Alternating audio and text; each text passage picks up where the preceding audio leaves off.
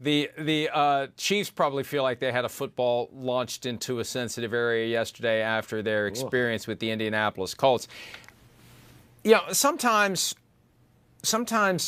and I refer to it as Correction Sunday. I didn't expect Correction Sunday to come this early. I thought this was an easy one. Chiefs have extra time. Never give Andy Reid extra time to get ready for a game. He takes full advantage of it.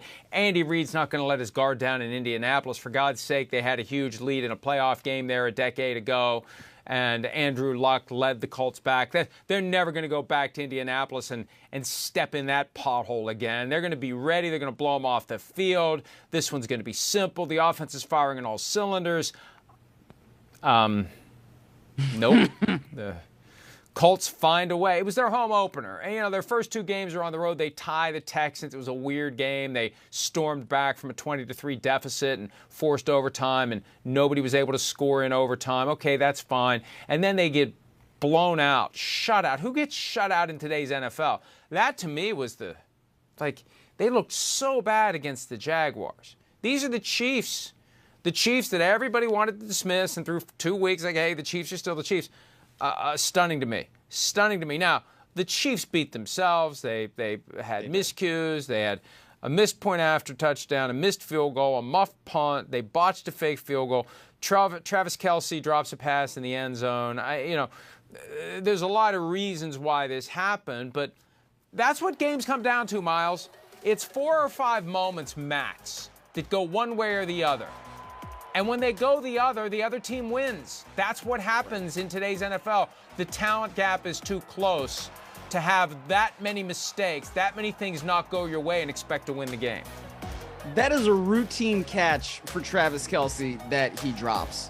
We don't see that very often from Travis Kelce. And he's got his hands on his head because he can't even believe the fact that he dropped that pass. I couldn't believe it either as I was watching it. So, yeah, there were a lot of things where Kansas City absolutely beat itself against the Indianapolis Colts. I mean, you mentioned all of those different things, but that muff punt that happened at the beginning of the game with Sky Moore, that is really what gave Indianapolis an opportunity to even be in the game in the first place. You have a missed extra point by Matt Amendola. Harrison Butker can't get back there quickly enough.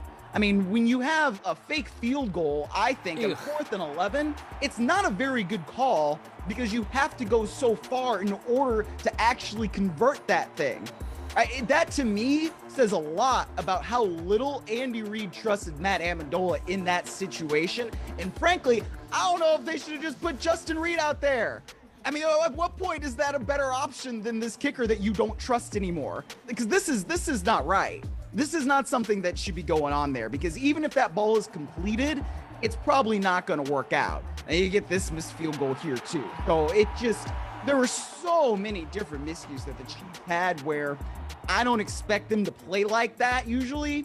I don't expect to see them play like that again for maybe a really long time. Who knows if they will or they won't. But that's another one of those games where it's just like, man, oh man, oh man, you really should have had that.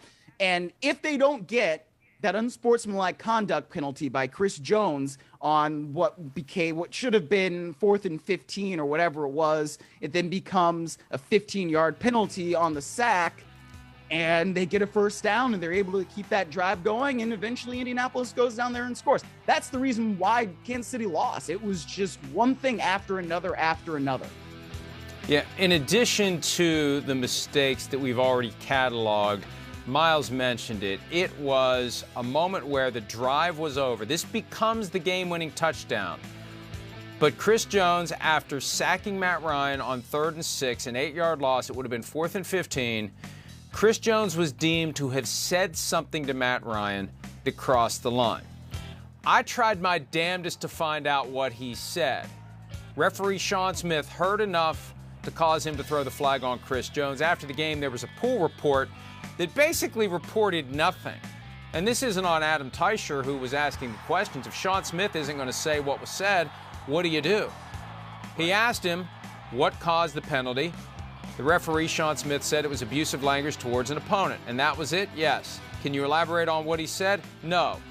But it will be in our game report. Did it involve profanity? It was just abusive language, nothing more specific than that.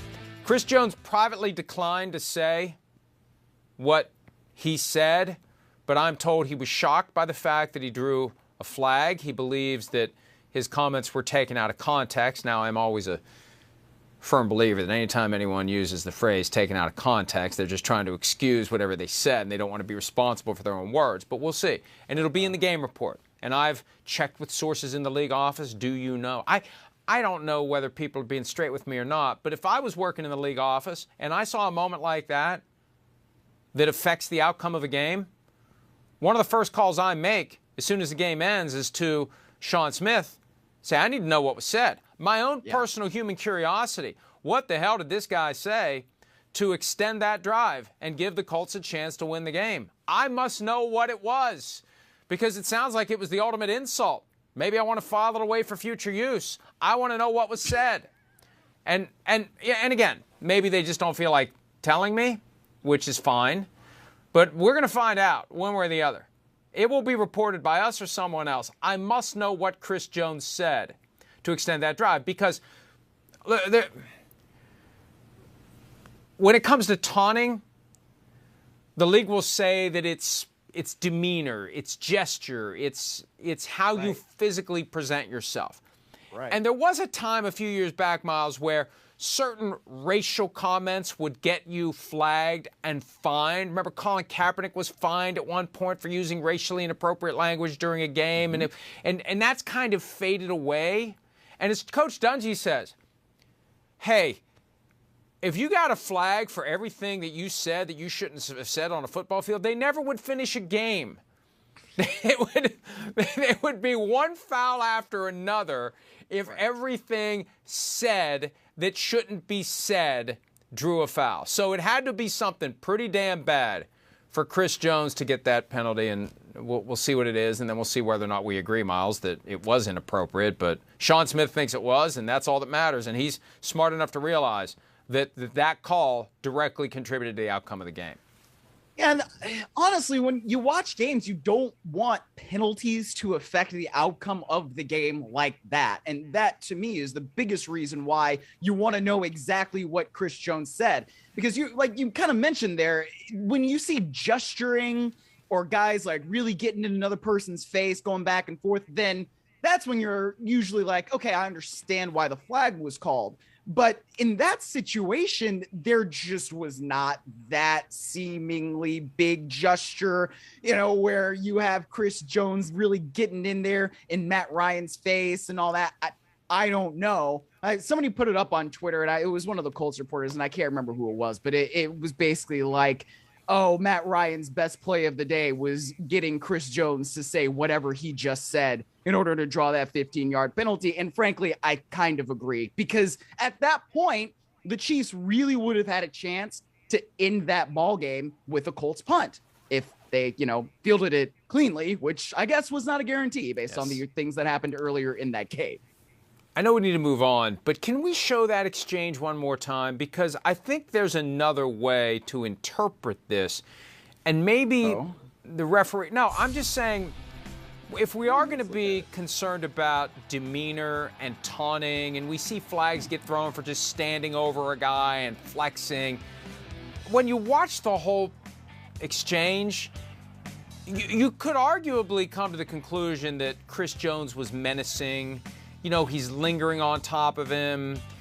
That I don't know. And, see, he's in his face like that. I don't know. I don't know. Maybe. Nah. That wouldn't have been enough. Right there. That's what I saw that made me think. Right. There's demeanor and body language that crosses the line. But Sean Smith, I'm not trying to make an excuse for Sean Smith. He said it was words, not actions, not body language. It was actual language. We must know what he said, and hopefully there'll be some transparency. Hopefully it won't be a concern when they find out what he said. Oh, that's not nearly enough. We're just never going to tell anybody what he said. Well, I'll tell you one thing. Somebody in the NFL Films office knows, because quarterbacks are pretty much mic'd up, for every single game. So if Matt Ryan was mic'd up, then whatever Chris Jones said was basically said right into Matt Ryan's microphone. So actually, because it was a 1:00 game, who knows if he was mic'd up or not, but that's one of those things where if he was, somebody in the NFL Films office absolutely knows what Chris Jones said. I have a feeling Chris Jones didn't say to Matt Ryan, it's time to take you to the glue factory. I have a feeling that wasn't what was said. Oh. That would be something. That would be something if that's what prompted that flag. All right.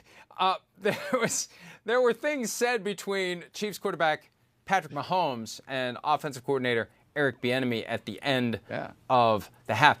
And look, is it noteworthy when you see this kind of exchange? Yes. Is it the worst thing we've ever seen between a player and a coach? No. But there was something there. There was a little heat. There was a little friction. There was a little frustration that is playing out for all of us to see. It's like when mom and dad are fighting in front of the kids. You don't want the kids to see this. Something's not right there. Andy Reid comes over and says, no, now's not the time for this, Patrick. We can yell at each other in the locker room where the rest of the world can't see what we're doing. I saw the clip of that and I thought, yeah, this is what happens when things aren't going your way. This is what happens when you get frustrated. And it's not like he smashed a tablet or had a tummy tantrum, but there was a dispute there, a disagreement there that needed to be hashed out. So I think it is something that's worth mentioning because it's not what you normally see. No, it's not. But also things weren't exactly going well for the Chiefs, and they had an opportunity to maybe do something at the end of the half. And it looks like that's what Patrick Mahomes really wanted to do. He didn't want to just settle for running the clock out. And Eric Bieniemy, if I'm a decent lip reader enough, it looks like he said, we're good.